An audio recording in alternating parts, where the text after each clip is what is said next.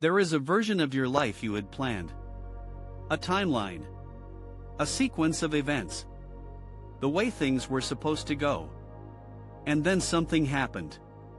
Maybe it was sudden, a door slammed shut so fast you did not even see it coming. Maybe it was slow, the gradual realization that the path you were on was not leading where you thought it was. Maybe you chose a different direction and found yourself somewhere you had not expected to be. The gap between the life you plan and the life you are living is one of the most common sources of private suffering in the modern world.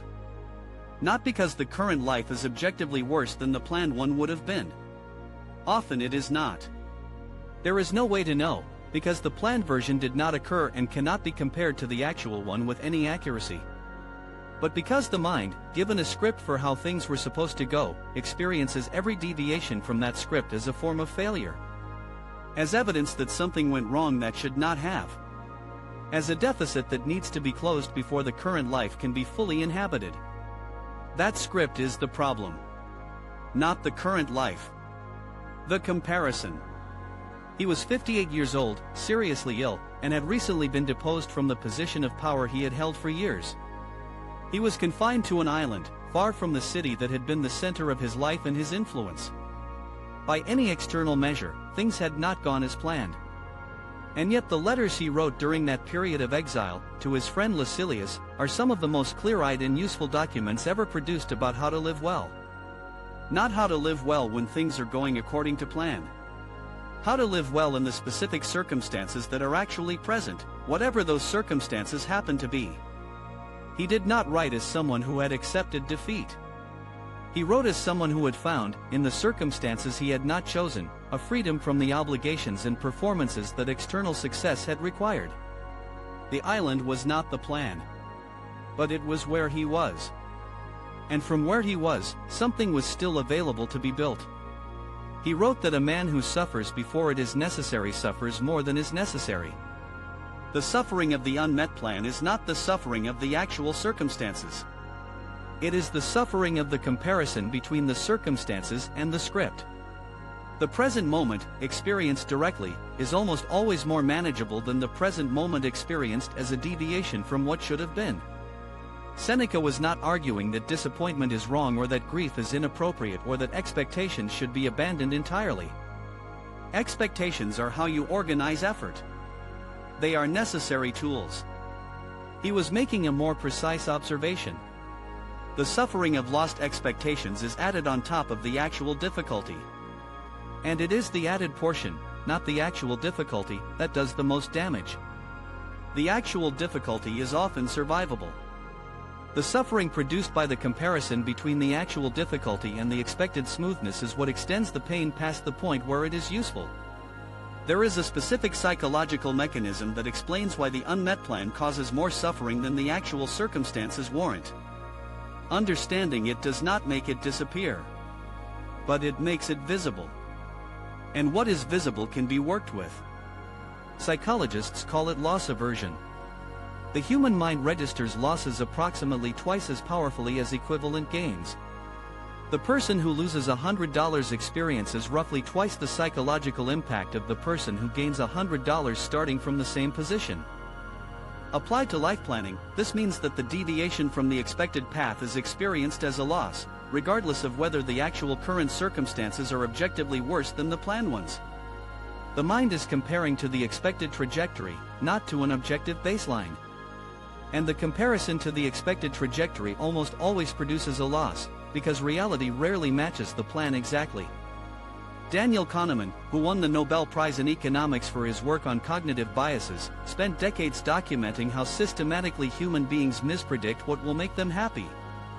His research on effective forecasting showed consistently that people overestimate how bad negative events will feel and underestimate their capacity to adapt. The anticipated devastation is almost always worse than the actual experience of the event. This has a specific practical implication. The suffering of anticipating the deviation from the plan, and the early suffering of the deviation when it first occurs, are both systematically worse than the actual experience of living in the circumstances that the deviation produced. The plan was never as good a guide to flourishing as it appeared when it was made. And the deviation from it is never as catastrophic as it feels when it first occurs. What the Stoics were describing when they wrote about amor fati, the love of fate, was not resignation. Not the passive acceptance of whatever happens because nothing can be done. It was something more active and more demanding. It was the practice of finding, in whatever has actually occurred, the raw material for the life that is still available to be built. Not the life that was planned. The life that is actually possible from where you actually are. This is a different project than either dwelling in what was lost or pretending the loss did not occur. It requires genuinely engaging with the present circumstances as the actual starting point, not as a diminished version of a different starting point that no longer exists. And it requires being honest about what is actually available from here, rather than spending that attention on what would have been available from the starting point that did not occur. Ryan Holiday, in his work on Stoic philosophy applied to modern life, describes this as the obstacle is the way. Not the obstacle prevents the way. The obstacle is the way. The specific difficulty in front of you is the specific path forward available to you, not a detour from some other path that would have been better. The key word in that formulation is specific. Not obstacles in general. This specific one. The one in front of you right now. The circumstances that did not go according to plan are not an abstraction. They are a specific situation with specific features, specific resources still available within them, and specific directions still possible from them. Engaging with those specifics is the practice amor fati is pointing toward. Not generic acceptance of whatever happens. Active, engaged, creative work with what is actually present. This is easier to accept as a principle than to live as a practice. Which is why it requires practice rather than just understanding. Most people who are suffering from the gap between the planned life and the actual life are suffering from a specific kind of displacement. They are not fully present in the current circumstances because a significant portion of their attention is still directed at the circumstances that did not occur. The relationship that ended still occupies mental real estate. The career path that closed is still being mourned. The version of the future that was expected is still being compared, unfavorably, to the version that actually arrived. This is not a character flaw. It is a natural response to the experience of loss. But it has a specific cost. The attention directed at what did not happen is not available for what is actually happening. And what is actually happening is where the new possibilities are. There is a concept in Buddhism that describes this mechanism precisely. When something painful occurs, that is the first arrow. The wound is real. The pain is appropriate. The ongoing suffering produced by thinking about the painful thing, the rumination, the comparison, the grief that has extended past its useful period, that is the second arrow. The first arrow is unavoidable. The second arrow is self-inflicted. The Stoic practice of returning attention to the present circumstances is, in essence, the practice of removing the second arrow. Not denying that the first arrow landed. Refusing to shoot the second one. This distinction matters because the first arrow often cannot be avoided. Loss occurs. Plans fail. Circumstances deviate from expectations. These are real events with real impact. The Stoic does not pretend otherwise. The second arrow is always a choice, even when it does not feel like one. The ongoing suffering produced by the gap between what happened and what should have happened is maintained by attention directed at the gap. Redirecting that attention is the practice. And it is a practice, not a decision made once and then maintained automatically. 3 habits that build the practice of fully inhabiting the life that is actually present rather than the one that was planned. The first habit. When you notice yourself in a comparison between the current life and the planned one, name it specifically and then redirect. Not suppress. Name it. The relationship I had planned ended 3 years ago and I am still comparing my current circumstances to that expectation. Then ask, given where I actually am, what is the most interesting thing I could build from here? The naming interrupts the automatic quality of the comparison. It creates the space between stimulus and response that the Stoics were cultivating. The comparison is real. The suffering it produces is not inevitable. There is a gap between the two in which a choice can be made.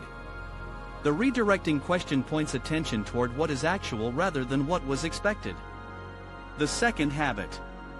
Once a month, spend 30 minutes writing about one way in which your life is genuinely better than the planned version would have been. Not forced positivity. A genuine examination of what the unplanned path has produced that the planned one would not have. Most people, when they do this exercise honestly, find something real. The friend they would not have met. The capability they would not have developed. The understanding they would not have arrived at. The version of themselves they would not have become if the path had remained smooth and predictable. Difficulty produces development in ways that smoothness does not. This is not a reason to seek difficulty. It is a reason to stop treating the unplanned difficulty as pure loss when it contains genuine development that the planned path would not have produced. The planned version had its own losses. They are just invisible because they never occurred. The third habit. Identify one thing available to you right now, in your actual circumstances, that was not available to the version of yourself who was on the planned path. One opportunity, one relationship, one quality of experience, one understanding of yourself that exists specifically because things did not go according to plan. This is not an exercise in pretending that everything happens for a reason or that the loss did not occur. It is an exercise in noticing that the present circumstances, whatever they are, contain things that the planned circumstances would not have contained. Different things. Not necessarily better or worse. But real things that are available to work with. And those things are where the next chapter begins. Not the chapter of the original plan. The chapter of the life that is actually available from here. The life you planned is not available. The life you actually have is.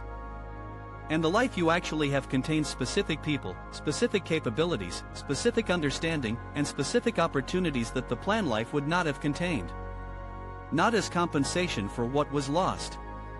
As the actual raw material of what is still possible. The only question worth spending serious time on is what you are going to build with it. Marcus Aurelius. Master your mind, master your life. Follow for more. Success frequency.